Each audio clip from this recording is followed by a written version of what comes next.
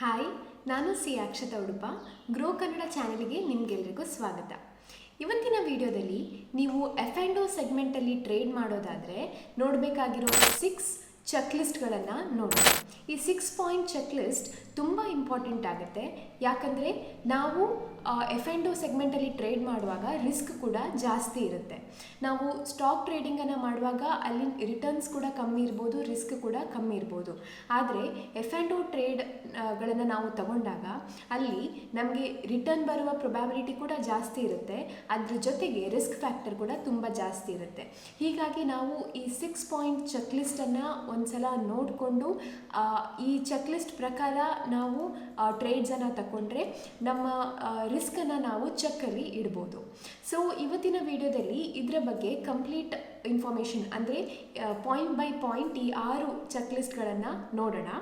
ಅದಕ್ಕೂ ಮೊದಲು ನೀವು ಗ್ರೋ ಕನ್ನಡ ಚಾನಲನ್ನು ಸಬ್ಸ್ಕ್ರೈಬ್ ಮಾಡಿರೋದಿದ್ರೆ ದಯವಿಟ್ಟು ಸಬ್ಸ್ಕ್ರೈಬ್ ಮಾಡಿ, ಹಾಗೆ ಅಲ್ಲಿರುವ ಬೆಲ್ ಐಕಾನನ್ನು ಕ್ಲಿಕ್ ಮಾಡಿ. ನಾವು ಇಲ್ಲಿ ಪ್ರತಿ ವಾರ ಇನ್ಫಾರ್ಮೇಟಿವ್ ಕಂಟೆಂಟ್ಗಳನ್ನು ಪೋಸ್ಟ್ ಮಾಡ್ತಾ ಇರ್ತೇವೆ. ಹಾಗೆ ಈ ಟಾಪಿಕ್ ನಿಮಗೆ ಇಂಟ್ರೆಸ್ಟಿಂಗ್ ಅನಿಸಿದರೆ ಅಲ್ಲಿರುವ ಲೈಕ್ ಬಟನನ್ನು ಕ್ಲಿಕ್ ಮಾಡಿ.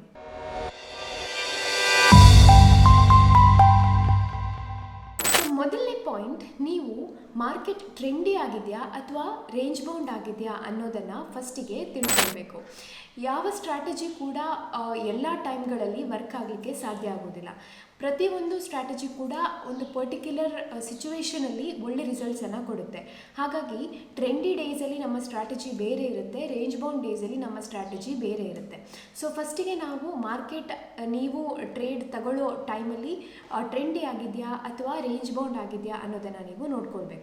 ಟ್ರೆಂಡಿ ಅಂದರೆ ಅದು ಡೌನ್ ಸೈಡ್ ಮೂಮೆಂಟ್ ಕೂಡ ಇರ್ಬೋದು ಅಥವಾ ಅಪ್ಸೈಡ್ ಮೂಮೆಂಟ್ ಕೂಡ ಇರ್ಬೋದು. ಸೊ ಮಾರ್ಕೆಟ್ ಅಪ್ಸೈಡ್ ಮೂಮೆಂಟನ್ನು ತೋರಿಸ್ತಾ ಇದ್ದರೆ ನೀವು ಫ್ಯೂಚರ್ಸಲ್ಲಿ ಟ್ರೇಡ್ ಮಾಡ್ಬೋದು ಅಥವಾ ನೀವು ಕಾಲ್ ಆಪ್ಷನ್ಸನ್ನು ಬೈ ಮಾಡ್ಬೋದು. ಅದೇ ಥರ ಮಾರ್ಕೆಟ್ ಡೌನ್ವರ್ಡ್ ಮೂಮೆಂಟನ್ನು ತೋರಿಸ್ತಾ ಇದ್ದರೆ ಅಂದರೆ ಟ್ರೆಂಡಿ ಆಗಿ ಡೌನ್ ಸೈಡ್ ಮೂಮೆಂಟನ್ನು ತೋರಿಸ್ತಾ ಇದ್ದರೆ ದೆನ್ ನೀವು ಪುಟ್ ಆಪ್ಷನ್ಸನ್ನು ಬೈ ಮಾಡ್ಬೋದು ಅಥವಾ ನೀವು ಫ್ಯೂಚರ್ಸಲ್ಲಿ ಕೂಡ ಟ್ರೇಡ್ ಮಾಡ್ಬೋದು. ಬಟ್ ಯಾವಾಗ ಸ್ಟಾಕ್ ಮಾರ್ಕೆಟ್ ರೇಂಜ್ ಬೌಂಡ್ ಆಗಿರುತ್ತೋ ಆಗ ನೀವು ಫ್ಯೂಚರ್ಸಲ್ಲಿ ಟ್ರೇಡ್ ಮಾಡೋದನ್ನು ಅವಾಯ್ಡ್ ಮಾಡೋದು ಒಳ್ಳೆಯದು. ಫ್ಯೂಚರ್ಸಲ್ಲಿ ಮಾಡೋದಾದರೂ ಸ್ಕಾಲ್ಪಿಂಗ್ ಸೆಟಪ್ಪಲ್ಲಿ ಟ್ರೇಡ್ ಮಾಡೋದು ಬೆಟರ್. ಬಟ್ ಅಗೇನ್ ಸ್ಕಾಲ್ಪಿಂಗ್ ಮಾಡಬೇಕಾದ್ರೆ ನಿಮಗೆ ತುಂಬ ಕ್ವಿಕ್ಕಾಗಿ ಎಂಟ್ರಿ ಎಕ್ಸಿಟ್ ಆಗುವಂತಹ ಕೆಪಾಸಿಟಿ ಇರಬೇಕು. ಆ್ಯಂಡ್ ಫ್ಯೂಚರ್ಸ್ ಇದರಲ್ಲಿ ತುಂಬ ರಿಸ್ಕಿ ಆಗಿರುವಂತಹ ಸೆಗ್ಮೆಂಟ್. ಹಾಗಾಗಿ ಸ್ಟಾಕ್ ಮಾರ್ಕೆಟ್ ರೇಂಜಿಂಗ್ ಮೋಡಲ್ಲಿರುವಾಗ ನೀವು ಆದಷ್ಟು ಫ್ಯೂಚರ್ ಟ್ರೇಡಿಂಗನ್ನು ಅವಾಯ್ಡ್ ಮಾಡೋದೇ ಒಳ್ಳೆಯದು. ರೇಂಜ್ ಬೌಂಡ್ ಮಾರ್ಕೆಟಲ್ಲಿ ನೀವು ಫ್ಯೂಚರ್ಸಲ್ಲಿ ಟ್ರೇಡ್ ಮಾಡೋದನ್ನು ಅವಾಯ್ಡ್ ಮಾಡೋದ್ರ ಜೊತೆಗೆ ಆಪ್ಷನ್ ಬೈಯಿಂಗನ್ನು ಕೂಡ ಅವಾಯ್ಡ್ ಮಾಡಬೇಕಾಗುತ್ತೆ. ಯಾಕಂದರೆ ಥೀಟಾ ಡಿಕೆಯಿಂದಾಗಿ ಮಾರ್ಕೆಟ್ ರೇಂಜ್ ಬೌಂಡ್ ಆಗಿದ್ದಾಗ ಪ್ರೀಮಿಯಂ ವ್ಯಾಲ್ಯೂ ಅಲ್ಲಿ ಡಿಕೆ ಆಗ್ಬೋದು. ಫಾರ್ ಎಕ್ಸಾಂಪಲ್, ನೀವು ಒಂದು ಪರ್ಟಿಕ್ಯುಲರ್ ಸ್ಟ್ರೈಕ್ ಪ್ರೈಸಿನ ಆಪ್ಷನನ್ನು ಇವತ್ತು ಬೈ ಮಾಡಿದರೆ ಅರೌಂಡ್ 100 ರೂಪೀಸ್ ಪ್ರೀಮಿಯಮಲ್ಲಿ ನೀವು ಅದನ್ನು ಬೈ ಮಾಡಿದರೆ ಇದೇ ಸ್ಟ್ರೈಕಲ್ಲಿ ಈ ಆಪ್ಷನ್ ಎಕ್ಸ್ಪೈರ್ ಆದರೆ ಅದರ ಪ್ರೀಮಿಯಂ 0 ಆಗುತ್ತೆ. ಸೊ ನಿಮಗೆ ಮಾರ್ಕೆಟ್ ರೇಂಜ್ ಬೌಂಡ್ ಆಗಿ ಅದೇ ಲೆವೆಲಲ್ಲಿ ಇದ್ದಾಗ ಆಪ್ಷನ್ ಬೈಯಿಂಗಲ್ಲಿ ಕೂಡ ಲಾಸ್ ಆಗುತ್ತೆ.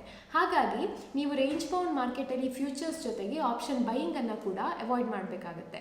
ಹಾಗಾದರೆ ನೀವು ರೇಂಜ್ ಬೌಂಡ್ ಮಾರ್ಕೆಟಲ್ಲಿ ಯಾವ ಥರ ಟ್ರೇಡ್ ಮಾಡ್ಬೋದು? ನೀವು ಆಪ್ಷನ್ ಸೆಲ್ಲಿಂಗನ್ನು ಮಾಡ್ಬೋದು. ಯಾಕಂದರೆ ಆಪ್ಷನ್ ಸೆಲ್ಲಿಂಗ್ ರೇಂಜ್ ಬೌಂಡ್ ಮಾರ್ಕೆಟಲ್ಲಿ ನಿಮಗೆ ಒಳ್ಳೆ ಪ್ರಾಫಿಟನ್ನು ಕೊಡುತ್ತೆ. ಇಲ್ಲಿ ಇದೇ ಥೀಟಾ ಡಿಕೆ ನಿಮಗೆ ಫೇವರೇಬಲ್ ಆಗಿ ವರ್ಕ್ ಆಗುತ್ತೆ. ಸೊ ನೀವು ಮಾರ್ಕೆಟ್ ಬಗ್ಗೆ ಮೈಲ್ಡ್ಲಿ ಬುಲ್ಲಿಶ್ ಆಗಿದ್ದರೆ ನೀವು ಪುಟ್ ಆಪ್ಷನ್ಸನ್ನು ಸೆಲ್ ಮಾಡ್ಬೋದು. ಅದೇ ಥರ ನೀವು ಮಾರ್ಕೆಟ್ ಮೈಲ್ಡ್ಲಿ ಬೇರಿಶ್ ಆಗಿದೆ ಅಂತ ಪ್ರೆಡಿಕ್ಟ್ ಮಾಡಿದರೆ ನೀವು ಕಾಲ್ ಆಪ್ಷನ್ಸನ್ನು ಸೆಲ್ ಮಾಡ್ಬೋದು. ಅದೇ ಥರ ನಿಮ್ಮ ವೀವ್ ಒಂದು ಪರ್ಟಿಕ್ಯುಲರ್ ರೇಂಜಲ್ಲಿದ್ದರೆ ಅಂದರೆ ಮಾರ್ಕೆಟ್ 19,000 19,400 ಒಳಗೆ ಇರುತ್ತೆ ಅನ್ನೋದು ನಿಮ್ಮ ರೇಂಜ್ ಆಗಿದ್ದರೆ ನೀವು ಸ್ಟ್ರಾಡಲ್ ಅಥವಾ ಸ್ಟ್ರ್ಯಾಂಗಲ್ ಅಂತಹ ಸ್ಟ್ರಾಟಜೀಸನ್ನು ಕೂಡ ಅಡಾಪ್ಟ್ ಮಾಡ್ಬೋದು. ಅಂದರೆ ಇದಕ್ಕೆ ಶಾರ್ಟ್ ಸ್ಟ್ರಾಡಲ್, ಶಾರ್ಟ್ ಸ್ಟ್ರ್ಯಾಂಗಲ್ ಅಂತ ಕರಿತೇವೆ. ಸೊ ಈ ಸ್ಟ್ರಾಟಜೀಸನ್ನು ಕೂಡ ನೀವು ಅಪ್ಲೈ ಮಾಡ್ಬೋದು. ಬಟ್ ನಾನು ಆಗಲೇ ಹೇಳಿದಾಗೆ ಆದಷ್ಟು ರೇಂಜ್ ಬೌಂಡ್ ಮಾರ್ಕೆಟಲ್ಲಿ ಆಪ್ಷನ್ ಬೈಯಿಂಗ್ ಮತ್ತು ಫ್ಯೂಚರ್ಸಲ್ಲಿ ಟ್ರೇಡ್ ಮಾಡೋದನ್ನು ನೀವು ಅವಾಯ್ಡ್ ಮಾಡಬೇಕು. Next point, near by support ಮತ್ತು ರೆಸಿಸ್ಟೆನ್ಸನ್ನು ಚೆಕ್ ಮಾಡುವಂಥದ್ದು.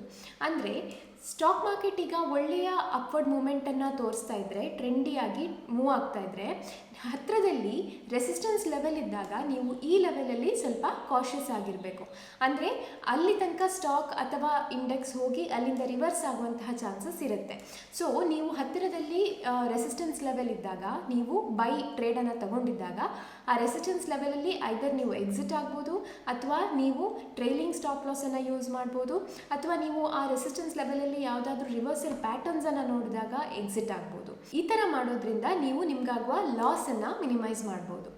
ಅದೇ ಥರ ಸಪೋರ್ಟ್ ಲೆವೆಲ್, ನೀವು ಯಾವುದಾದ್ರೂ ಶಾರ್ಟ್ ಪೊಸಿಷನಲ್ಲಿದ್ದರೆ ಯಾವಾಗ ಮಾರ್ಕೆಟ್ ಆ ಸಪೋರ್ಟ್ ಲೆವೆಲ್ ಹತ್ತಿರ ಬರುತ್ತೆ ಅಲ್ಲಿ ನೀವು ನಿಮ್ಮ ಶಾರ್ಟ್ ಪೊಸಿಷನನ್ನು ಎಕ್ಸಿಟ್ ಆಗ್ಬೋದು, ಅಥವಾ ಸ್ಟಾಪ್ ಲಾಸ್ ಟ್ರೇಲಿಂಗ್ ಮಾಡ್ಬೋದು, ಅಥವಾ ನೀವು ಆ ಸಪೋರ್ಟ್ ಲೆವೆಲಲ್ಲಿ ಯಾವುದಾದ್ರೂ ರಿವರ್ಸಲ್ ಪ್ಯಾಟರ್ನ್ ನೋಡ್ಲಿಕ್ಕೆ ಸಿಗ್ತದಾ ಅನ್ನೋದನ್ನು ವಾಚ್ ಮಾಡಿ, ಯಾವಾಗ ರಿವರ್ಸಲ್ ಪ್ಯಾಟರ್ನನ್ನು ನೀವು ಆ ಸಪೋರ್ಟ್ ಲೆವೆಲಲ್ಲಿ ನೋಡ್ತೀರೋ ಆಗ ನಿಮ್ಮ ಪೊಸಿಷನ್ಸನ್ನು ನೀವು ಎಕ್ಸಿಟ್ ಮಾಡ್ಬೋದು. ಅಥವಾ ನೀವು ಹಾಫ್ ಕ್ವಾಂಟಿಟಿ ಇನ್ನೂ ನೀವು ರಿಸ್ಕ್ ತಗೊಳ್ಬೇಕು ಅನ್ನೋದಾದರೆ ನೀವು ಹಾಫ್ ಕ್ವಾಂಟಿಟಿಯನ್ನು ಎಕ್ಸಿಟ್ ಆಗಿ ಉಳಿದ ಹಾಫ್ ಕ್ವಾಂಟಿಟಿಗೆ ಕಾಸ್ಟಿಗೆ ಸ್ಟಾಪ್ ಲಾಸ್ ಹಾಕಿ ಇಡ್ಬೋದು. ಇದು ಕೂಡ ಇನ್ನೊಂದು option. But near by support ಹಾಗೂ ರೆಸಿಸ್ಟೆನ್ಸ್ ಲೆವೆಲನ್ನು ನೀವು ವಾಚ್ ಮಾಡಿ ಇಟ್ಕೊಂಡು ನಿಮ್ಮ ಸ್ಟ್ರಾಟಜಿಯನ್ನು ನೀವು ಪ್ಲ್ಯಾನ್ ಮಾಡಬೇಕಾಗುತ್ತೆ. ಇನ್ನು ನೀವು ಆಪ್ಷನ್ಸಲ್ಲಿ ಟ್ರೇಡ್ ಮಾಡ್ತಾ ಇದ್ದರೆ ನೀವು ಹೆಡ್ಜ್ ಮಾಡ್ಬೋದು. ಅಂದರೆ ಫಾರ್ ಎಕ್ಸಾಂಪಲ್ ನೀವು ಒಂದು ಕಾಲ್ ಆಪ್ಷನನ್ನು ಬೈ ಮಾಡಿದರೆ ನಿಮ್ಮ ವೀವ್ ಬುಲ್ಲಿಶ್ ಆಗಿದ್ದರೆ, ಸ್ಟಾಕ್ ಮಾರ್ಕೆಟ್ ಒಳ್ಳೆ ಬುಲ್ಲಿಶ್ ರನ್ನನ್ನು ತೋರಿಸ್ತಾ ಇದ್ರೂ ಕೂಡ ಅದು ರೆಸಿಸ್ಟೆನ್ಸ್ ಹತ್ತಿರ ಹೋಗ್ತಾ ಇದ್ದರೆ ನೀವು ಐದರ್ ಆ ರೆಸಿಸ್ಟೆನ್ಸ್ ಲೆವೆಲ್ ರೀಚ್ ಆದ ಕೂಡಲೇ ನಿಮ್ಮ ಕಾಲ್ ಪೊಸಿಷನನ್ನು ನೀವು ಎಕ್ಸಿಟ್ ಆಗ್ಬೋದು. ಈ ಥರ ಮಾಡೋದ್ರಿಂದ ನೀವು ಪ್ರಾಫಿಟ್ ಬುಕ್ ಮಾಡಿ ನಿಮ್ಮ ಪೊಸಿಷನನ್ನು ಕ್ಲೋಸ್ ಮಾಡ್ಬೋದು. ಅಥವಾ ನೀವಿಲ್ಲಿ ಸ್ಪ್ರೆಡ್ಡನ್ನು ಕೂಡ ಕ್ರಿಯೇಟ್ ಮಾಡ್ಬೋದು. ಅಂದರೆ ನೀವು out of the money call ಆಪ್ಷನನ್ನು ಸೆಲ್ ಮಾಡ್ಬೋದು. ಈ ಥರ ಮಾಡೋದ್ರಿಂದ ನೀವೊಂದು ಸ್ಪ್ರೆಡ್ಡನ್ನು ಕ್ರಿಯೇಟ್ ಮಾಡ್ತೀರಾ. ಇದಕ್ಕೆ ಬುಲ್ ಸ್ಪ್ರೆಡ್ ಅಂತ ಕರಿತೇವೆ. ಇದರಿಂದ ನಿಮ್ಮ ಪ್ರಾಫಿಟ್ ಸ್ವಲ್ಪ ಕಮ್ಮಿ ಆಗ್ಬೋದು, ಆದರೆ ಪೊಟೆನ್ಷಿಯಲ್ ಲಾಸ್ ಕೂಡ ಕಮ್ಮಿ ಆಗುತ್ತೆ. ಹಾಗಾಗಿ ನೀವು ರಿಸ್ಕ್ ತಗೊಳ್ಳೋದಾದರೆ ಈ ಸ್ಪ್ರೆಡ್ಡನ್ನು ಕೂಡ ನೀವು ಆಪ್ಷನ್ಸಲ್ಲಿ ಮಾಡ್ಬೋದು. ಮೂರನೇ ಪಾಯಿಂಟ್, ನಿಮ್ಮ ಟ್ರೇಡ್ ನಿಮ್ಮ ಸೆಟಪ್ ಪ್ರಕಾರನೇ ಟ್ರಿಗರ್ ಆಗಿದೋ ಇಲ್ಲವೋ ಅನ್ನುವಂಥದ್ದು. ಹೆಚ್ಚಾಗಿ ಬಿಗಿನರ್ಸ್ ಏನು ಮಾಡ್ತಾರೆ, ನಿಮ್ಮ ಹತ್ರ ಒಂದು ಪ್ರಾಪರ್ ಸೆಟಪ್ ಇದ್ದರೂ ಕೂಡ ನೀವು ಆ ಸೆಟಪ್ಪಿಗೆ ಬೇಕಾದಂಥ ಎಲ್ಲ ಕಂಡೀಷನ್ಸ್ ರೀಚ್ ಆಗುವ ಮೊದಲೇ ಟ್ರೇಡನ್ನು ತಗೊಳ್ತೀರಾ. ಫಾರ್ ಎಕ್ಸಾಂಪಲ್ ನೀವೊಬ್ಬ ಬ್ರೇಕ್ಔಟ್ ಟ್ರೇಡರ್ ಆಗಿದ್ದರೆ ಆ ಬ್ರೇಕ್ಔಟ್ ಬರುವ ಮೊದಲೇ ಬ್ರೇಕ್ಔಟ್ ಬರುತ್ತೆ ಅನ್ನೋ ಆ್ಯಂಟಿಸಿಪೇಷನಲ್ಲಿ ಟ್ರೇಡನ್ನು ತಗೊಂಡ್ಬಿಡ್ತೀರಾ. ಆ ಬ್ರೇಕ್ಔಟ್ ಟ್ರಿಗರ್ ಆಗದೆ ಹೋದರೆ ನಿಮ್ಮ trades according to the setup work ಆಗಲ್ಲ. ಸೊ ಯಾವತ್ತೂ ಒಂದು ಪ್ರಾಪರ್ ಸೆಟಪ್ಪನ್ನು ಇಟ್ಕೊಂಡು ಆ ಸೆಟಪ್ಪನ್ನು ಕರೆಕ್ಟಾಗಿ ಫಾಲೋ ಮಾಡಬೇಕಾಗತ್ತೆ. ಸೊ ನಿಮ್ಮ ಟ್ರೇಡ್ ಆ ಸೆಟಪ್ ಪ್ರಕಾರನೇ ಟ್ರಿಗರ್ ಆದರೆ ನಿಮ್ಮ ಸಿಸ್ಟಮ್ ಪ್ರಕಾರವೇ ಆ ಟ್ರೇಡನ್ನು ನೀವು ಎಕ್ಸಿಕ್ಯೂಟ್ ಮಾಡಲಿಕ್ಕೆ ಸಾಧ್ಯ ಆಗುತ್ತೆ. ಅದರಲ್ಲೂ ಎಸ್ಪೆಷಲಿ ನೀವು ಫ್ಯೂಚರ್ಸಲ್ಲಿ ಟ್ರೇಡ್ ಮಾಡ್ತಾ ಇದ್ದರೆ ಫ್ಯೂಚರ್ಸಲ್ಲಿ ರಿಸ್ಕ್ ಕೂಡ ಅಷ್ಟೇ ಇರುತ್ತೆ. ನಿಮ್ಮ ಟ್ರೇಡ್ ರಾಂಗ್ ಆದರೆ ನಿಮಗೆ ದೊಡ್ಡ ಲಾಸಸ್ಸೇ ನೋಡಬೇಕಾಗ್ಬೋದು. ಹಾಗಾಗಿ ನೀವು ಫ್ಯೂಚರ್ಸಲ್ಲಿ ಟ್ರೇಡ್ ಮಾಡೋದಾದರೆ ಪ್ರಾಪರ್ ಆಗಿ ಸೆಟಪ್ ಪ್ರಕಾರನೇ ಟ್ರೇಡ್ಸನ್ನು ತಗೊಳ್ಬೇಕು. Next point, risk to reward. ನಿಮ್ಮ ರಿಸ್ಕ್ ಟು ರಿವಾರ್ಡ್ ಕೂಡ ಆದಷ್ಟು ಫೇವರೇಬಲ್ ಆಗಿರಬೇಕು. ಅಂದರೆ ನಿಮ್ಮ ಪ್ರಕಾರ ಒಂದು ಸ್ಟಾಕ್ ಇರ್ಬೋದು ಅಥವಾ ಆಪ್ಷನ್ಸ್ ಇರ್ಬೋದು, 1 ಪಾಯಿಂಟ್ ಡೌನ್ ಸೈಡ್ ಮೂವ್ಮೆಂಟ್ ಆಗುತ್ತೆ ಅನ್ನೋದಾದರೆ ಅದರ ಅಪ್ಸೈಡ್ ಮೂವ್ಮೆಂಟ್ ಅದರ ಡಬಲ್ ಇರಬೇಕು, ಅಂದರೆ 2 ಟೈಮ್ಸ್ ಇರಬೇಕು. ಅಂದರೆ ನಿಮ್ಮ ರಿಸ್ಕ್ ರಿವಾರ್ಡ್ ರೇಷೋ ಅಟ್ಲೀಸ್ಟ್ 1:2 ಇದ್ದೇ ಇರಬೇಕು. ಸೊ ಈ ಥರ ಆದಾಗ ಡ್ರಾಡೌನ್ಸ್ ಬಂದಾಗ ಕೂಡ ನಿಮ್ಮ ಕ್ಯಾಪಿಟಲನ್ನು ನೀವು ಉಳಿಸ್ಕೊಳ್ತೀರಾ. ಸೊ ನಿಮ್ಮ ಕ್ಯಾಪಿಟಲನ್ನು ಕಂಪ್ಲೀಟಾಗಿ ವೈಪ್ಔಟ್ ಮಾಡೋದನ್ನು ಒಳ್ಳೆ ರಿಸ್ಕ್ ರಿವಾರ್ಡ್ ರೇಷೋ ತಡೆಯುತ್ತೆ. ಸೊ ಯಾವಾಗಲೂ ಒಳ್ಳೆ ರಿಸ್ಕ್ ರಿವಾರ್ಡ್ ರೇಷೋ ಇರುವಂಥ ಟ್ರೇಡ್ಸನ್ನು ಮಾತ್ರ ನೀವು ಎಫೋರ್ಡ್ ಮಾಡಬೇಕು. ಅದು ಬಿಗಿನರ್ಸ್ ಆದಷ್ಟು 1:2 RR ರೇಷೋವನ್ನು ಇಟ್ಕೊಂಡೇ ಟ್ರೇಡ್ ಮಾಡಬೇಕಾಗತ್ತೆ. ಅದರಲ್ಲೂ ಆಪ್ಷನ್ ಬೈಯಿಂಗಲ್ಲಿ ಪ್ರೊಬ್ಯಾಬಿಲಿಟಿ ಆಫ್ ವಿನ್ನಿಂಗ್ ಕಮ್ಮಿ ಇರುತ್ತೆ. ಹಾಗಾಗಿ ಒಳ್ಳೆ ರಿಸ್ಕ್ ರಿವಾರ್ಡ್ ರೇಷೋ ಬೇಕೇ ಆಗುತ್ತೆ. ಆಪ್ಷನ್ ಸೆಲ್ಲಿಂಗಲ್ಲಿ 1:1 ರಿಸ್ಕ್ ರಿವಾರ್ಡ್ ರೇಷೋ ಅಲ್ಲಿ ಕೂಡ ಟ್ರೇಡ್ ಮಾಡ್ಬೋದು. ಬಟ್ ಆಪ್ಷನ್ ಬೈಯಿಂಗ್ ಮಾಡುವಾಗ 1:2ಗಿಂತ ಕಮ್ಮಿಯ ರಿಸ್ಕ್ ರಿವಾರ್ಡ್ ರೇಷೋ ಟ್ರೇಡ್ಗಳನ್ನು ನೀವು ತಗೊಳ್ಬಾರ್ದು. Next point, risk per trade.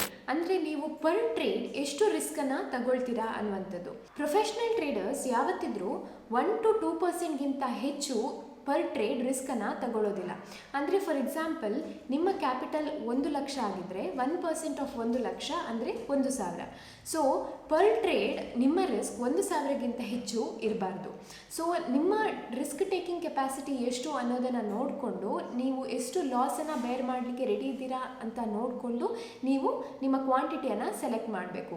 ಬ್ಲೈಂಡಾಗಿ ಒಂದು 100 ಕ್ವಾಂಟಿಟೀಸ್ 200 ಕ್ವಾಂಟಿಟೀಸನ್ನು ಸೆಲೆಕ್ಟ್ ಮಾಡಿ ಅಲ್ಲಿಂದ ದೊಡ್ಡ ಲಾಸನ್ನು ತಗೊಳ್ಳೋದಕ್ಕಿಂತ ಮೊದಲು ನಿಮ್ಮ ಸ್ಟಾಪ್ ಲಾಸ್ ಅಂದರೆ ನಿಮ್ಮ ರಿಸ್ಕನ್ನು ನೀವು ಡಿಸೈಡ್ ಮಾಡ್ಕೊಳ್ಬೇಕು. ಸೊ ಐಡಿಯಲ್ ಆಗಿ 1%, ಇನ್ನೂ ಹೆಚ್ಚು ಅಂದರೆ 2% ಪರ್ ಟ್ರೇಡ್. ಅದಕ್ಕಿಂತ ಹೆಚ್ಚು ನೀವು ರಿಸ್ಕನ್ನು ತಗೊಳ್ಬಾರ್ದು. So 1 to 2% of your capital per trade ನಿಮ್ಮ ರಿಸ್ಕ್ ಆಗಿರಬೇಕು. ಇದು ಸೈಕಾಲಜಿ ಪರ್ಸ್ಪೆಕ್ಟಿವಿಂದ ಕೂಡ ಒಳ್ಳೆಯದು. ಕೊನೆಯದಾಗಿ ನೀವು ಪ್ರಾಪರ್ ಟ್ರೇಡಿಂಗ್ ಪ್ಲ್ಯಾನನ್ನು ಫಾಲೋ ಮಾಡಬೇಕು. ಅಂದರೆ ನಿಮ್ಮ ಹತ್ರ ರಿಸ್ಕ್ ಮ್ಯಾನೇಜ್ಮೆಂಟಿಗಾಗಿರ್ಬೋದು, ಪೊಸಿಷನ್ ಸೈಜಿಂಗ್ ಆಗಿರ್ಬೋದು, ಅಥವಾ ಜರ್ನಲಿಂಗ್ ಇರ್ಬೋದು, ಇದೆಲ್ಲ ಕರೆಕ್ಟಾಗಿ ಪ್ಲ್ಯಾನ್ಡ್ ಆಗಿರಬೇಕು. ಯಾವಾಗ ನಿಮ್ಮ ರಿಸ್ಕ್ ಮ್ಯಾನೇಜ್ಮೆಂಟ್, ಪೊಸಿಷನ್ ಸೈಜಿಂಗ್, ಹಾಗೆ ನಿಮ್ಮ ವೀಕ್ನೆಸಸ್, ನಿಮ್ಮ ಸ್ಟ್ರೆಂತ್, ನಿಮ್ಮ ಸ್ಟ್ರಾಟಜಿ ಎಲ್ಲವೂ ಪ್ಲೇಸಲ್ಲಿದೆ, ನಿಮಗೆ ಕರೆಕ್ಟಾಗಿ ಇದರ ಬಗ್ಗೆ ಐಡಿಯಾ ಇದ್ದಾಗ ನಿಮ್ಮ ಟ್ರೇಡ್ಸನ್ನು ಎಕ್ಸಿಕ್ಯೂಟ್ ಮಾಡೋದು ಈಸಿ ಆಗುತ್ತೆ. ನಾನು ಆಗಲೇ ಹೇಳಿದ ಹಾಗೆ ಯಾವತ್ತೂ 1:2 RR ರೇಷೋನ ಇಟ್ಕೊಂಡೇ ನಾವು ಟ್ರೇಡ್ ಮಾಡಬೇಕಾಗುತ್ತೆ. ಅದೇ ಥರ ನಮ್ಮ ಪೊಸಿಷನ್ ಸೈಜಿಂಗ್ ಅಂದರೆ ನಾವು ಎಷ್ಟು ಕ್ವಾಂಟಿಟಿಯಲ್ಲಿ ಟ್ರೇಡ್ ಮಾಡಬೇಕು ಅನ್ನೋದನ್ನು ನಮ್ಮ ರಿಸ್ಕ್ ಬೇಸಿಸ್ ಮೇಲೆ ನಾವು ಡಿಸೈಡ್ ಮಾಡಬೇಕಾಗತ್ತೆ. ಅದೇ ಥರ ನಾವು ಮಾಡಿದಂತಹ ಮಿಸ್ಟೇಕ್ಗಳನ್ನೆಲ್ಲ ನಾವು ಜರ್ನಲೈಸ್ ಮಾಡ್ಕೊಂಡು ಹೋದರೆ ಇದನ್ನು ನಾವು ಟೈಮ್ ಟು ಟೈಮ್ ವಿಸಿಟ್ ಮಾಡಿದಾಗ ನಮ್ಮ ವೀಕ್ನೆಸ್ ಏನು ಅಂತ ನಮಗೆ ತಿಳಿಯುತ್ತೆ. ಸೊ ಇದರ ಬೇಸಿಸಲ್ಲಿ ನಾವು ನಮ್ಮ ಸ್ಟ್ರೆಂತ್ ಮತ್ತು ವೀಕ್ನೆಸ್ಸನ್ನು ನೋಡಿಕೊಂಡು ನಮ್ಮ ಸ್ಟ್ರಾಟಜಿಯನ್ನು ಬಿಲ್ಡ್ ಮಾಡ್ಬೋದು.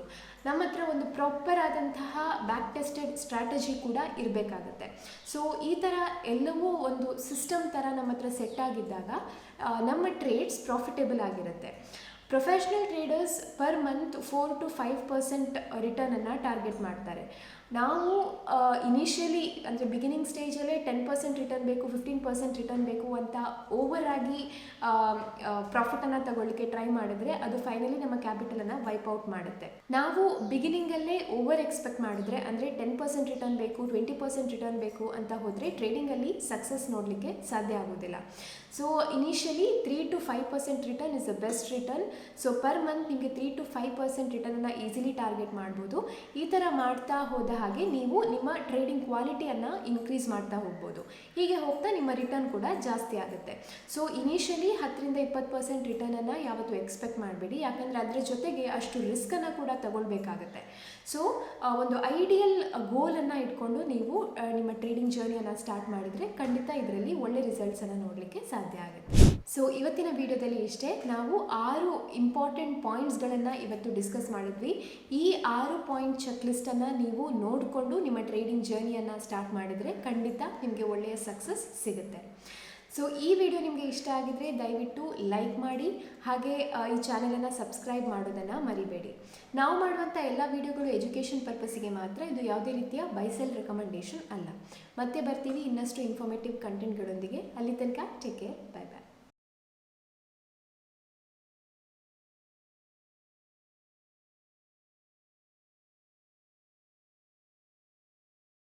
Investment in securities market are subject to market risks. Read all the related documents carefully before investing. Please read the risk disclosure documents carefully before investing in equity shares, derivatives, mutual fund, and or other instruments traded on the stock exchanges.